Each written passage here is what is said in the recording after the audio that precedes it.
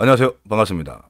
닥치현장TV 발품왕제 남호 이성주입니다. 어느덧 23년 이제 정말 며칠 남지 않았습니다. 잘 마무리하시길 바라고 세금 합산가세 하실 분들 잘 정리해서 합산가세 정리하시고 건강 잘 챙기시길 바랍니다. 오늘은 2024년 부동산 전망에 대해서 풀어드리는 시간을 가지도록 하겠습니다. 1번 신규주택 분양가 내려가지 않고 있다. 전국 분양하는 단지들을 살펴보면 분양가가 절대 저렴하지 않습니다. 매수하는 분들이 있어야 되는데 입지도 좋지만 매수하는 분들이 없기 때문에 미분양이 난 단지들도 많고요. 지금 마이너스 P로 내놔도 거래가 되지 않는 날씨만큼이나 부동산 시장이 꽁꽁 얼었습니다. 과연 그러면 분양가가 내려가지 않는데 분양가는 내려가지 않는데 가격은 지금 마피에도 거래되지 않는다. 그러면 내년에 부동산 분위기 어떨까요? 자, 여러분 한번 생각해 보세요. 마피 항상 보면 부동산 가격이 상승을 한다는 것은 미분양 수치, 미분양을 확인해야 되는데 미분양이 안 났더라도 지금 투자자분들이나 실거주자분들이 입지 좋은 분양하는 단지를 매수를 해야 되는데 지금 매수를 하지 않고 있습니다. 그러면 내년 부동산 전망도 맑지는 않겠죠. 자, 2번 고금리가 저금리로 될 것인가? 금리 인하가 되어야 하는데 제가 질의응답으로 많이 지금 23년도 4분기에 나눔으로 해서 질의응답 시간을 제가 많이 가졌습니다. 많은 분들이 부동산 가격이 왜 떨어졌냐라고 질문을 하면 대다수가 고금리 금리 때문이라고 얘기를 하거든요. 자, 과연 그러면 내년에 금리가 떨어진다면 부동산이 상승할 것인가? 에 대한 부분 한번 의구심을 들어볼 필요 있지 않겠습니까? 물론 내년에는 금리는 지금보다는 조금 떨어질 거라는 예측은 합니다. 그런데 과연 매수 심리가 돌아설 것인가? 라는 생각이 한번 들어보시면 어떨까요? 저는 이 3번이 되게 중요하다고 생각합니다. 3번 여대 야소가 되어야 취득세 중과 유예를 해줄 건데 과연 그렇게 해줄 것인가? 내년 총선에 국민의힘이 여대가 된다고 하면 과연 취득세 중과를 풀어줄 것인가? 이게 과연 중요한 문제이지 않을까 생각하거든요. 부동산 가격이 상승하려면 실거주자분들도 움직여야 되지만 늘 보면 투자자분들이 움직여야 된다. 그래서 투자자가 움직여야지 또 부동산 분위기가 좀 좋아지는 그런 부분이 없지 않아 있다라는 말씀. 을 드립니다. 그래서 2번, 3번이 되게 중요하다. 지금 내년에 전망을 따졌을 때 그래서 저금리로는 갈 것인데 내년에 총선에 의해서 여대 야소가 된다면 취득세 중과를 과연 유예를 해줄 것인가?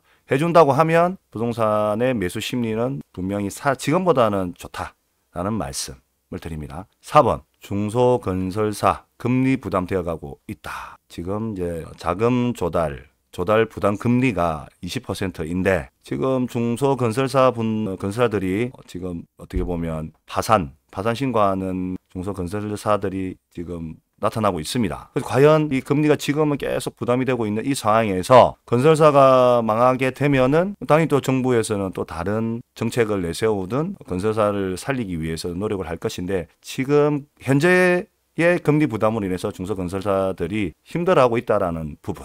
그럼 과연 그러면 내년 전망이 어떨까라는 거 한번 생각해 보시고. 5번 물가 상승분 나중에 트리거 건다. 공사비는 계약금보다 조금씩 올라가는 게 대다수이다. 뉴스에서 종종 아마 보실 겁니다. 처음에 재개발, 재건축 조합하고 계약할 때에 이 물가 상승분이라는 건 계약서에 정말 작게 적혀 있습니다. 좀 어떻게 보면 조합장 임원분들이 그 동네 그 지역에 오래 거주하던 분들이 거의 보면 임원이거든요. 그래서 재개발 재건축의 경험이 거의 없다고 보시면 됩니다. 그래서 정비업체에 조금 끌려가는 경향이 많다. 그리고 그 시공사하고 계약을 할 때도 물가 상승분에 대한 부분을 꼼꼼하게 보지 않는다. 제가 최근에 일어난 일인데 광역시 지역의 재건축 투자건인데 은행과 중도금 대출 계약이 얼마 남지 않은 그 기간에 만기가 된 거예요.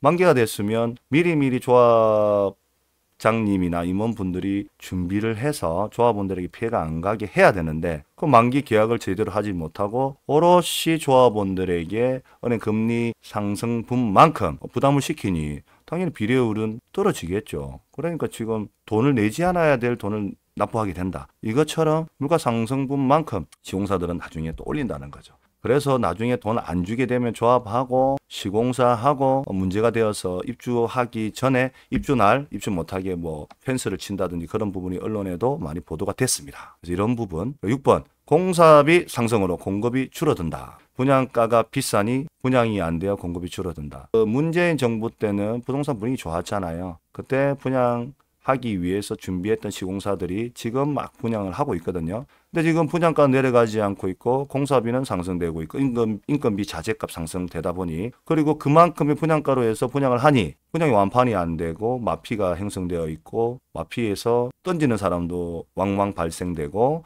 중도금 대출 연장하게 되고 잔금을 치르지 못하니까 그런 부분이 지금 전국에 분양하는 단지들이 비일비재하게 현재 일어나고 있습니다. 어떻게 보면 부동산 분위기 좋을 때 이렇게 공급이 많이 되다 보니까 지금 이루어지고 있다라는 부분입니다. 7번 투자하신 분들 역전세, 대출 이자 내기 바빠서 투자 못한다. 어떻게 보면 부동산 분위기가 제일 좋을 때 2년 3년부터 부동산 분위기가 뜨거울 때 뒤늦게 1년 전에 2년 전에 투자하신 분들이 역전세 때문에 너무 지금 힘들어하고 있습니다. 그리고 대출 이자를 내지 못하는 분들도 많고, 대출 이자 내기 위해서 회사 생활 이외에 저녁에 아르바이트를 하시는 분들도 많아요. 이런 분들이 지금 이자를 내지 못하게 되는 상황이 연출이 되면 내년에 내후년에 경매가 많이 쏟아지겠죠. 이런 분들 빨리 어떻게 보면 좀 부동산 분위기가 전세가가 상승하게 되고 금리가 좀 내려가야 되는 상황인데, 이런 상황이 지금까지도 계속 연출이 되다 보니까 내년 2, 4분기, 3, 4분기까지는 부동산 분위기가 썩 좋지 않다라고 나무 이성준 생각합니다.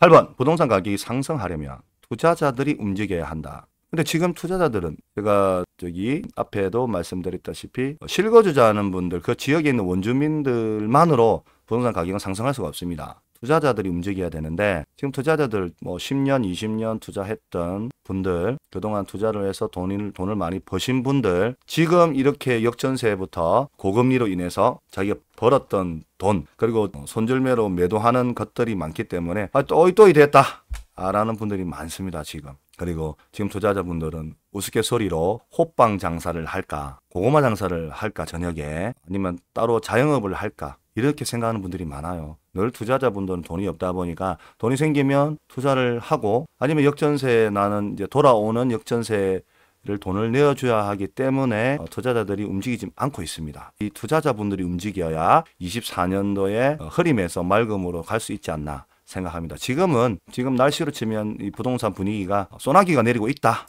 라는 분위기입니다. 자, 9번 신생아 대출 금리가 1.6%인데 매수 심리가 살아날 것인가. 출생이 23년생부터 시작이라고 하는데 한번 살펴보겠습니다. 최대 5억 신생아 특례 대출 1월 29일부터 접수.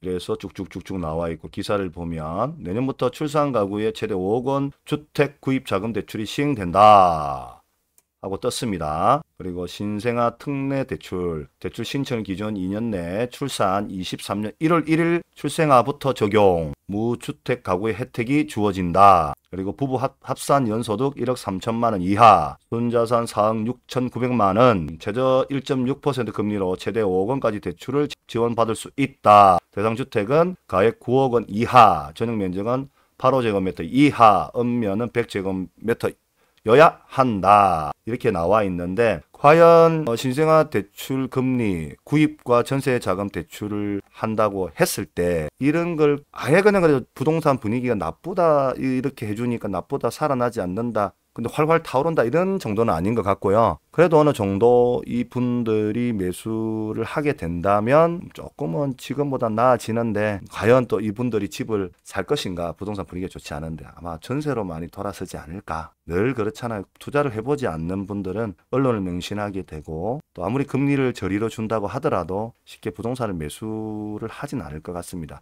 부동산 우리 항상 수요와 공급인데, 수요가 많아야 부동산 분위기가 좋아질 건데 공급은 많고 수요는 없고 계속 사용 가치인 전세 월세로만 돌아서게 되지 않을까라고 전 생각합니다. 최종 결론을 말씀드리면 내년 24년 부동산 전망 나무 이성주가 생각하는 1번부터 9번까지 살펴봤습니다. 제가 생각하는 결론은 일단 고금리가 저금리로 되어야 하고, 그리고 총선에 의해서 여대 야소가 되어서 취득세 중과를 좀 유예를 해주면 투자자들이 움직이지 않을까. 그때 어느 정도 부동산의 반동의 어떤 시점 시그널이 되지 않을까 생각합니다. 그렇다는 것은 한 3, 4분기부터 조금 부동산이 소나기에서 흐림에서 조금 나아지지 않을까라는 생각을 하면서 2023년 12월 27일 남원이성주 24년 부동산 전망 마무리 짓겠습니다. 이 영상이 좋았다면 좋아요, 구독, 알람 신청 부탁드리겠습니다. 미리 인사드리겠습니다. 내년 새해 복 많이 받으십시오.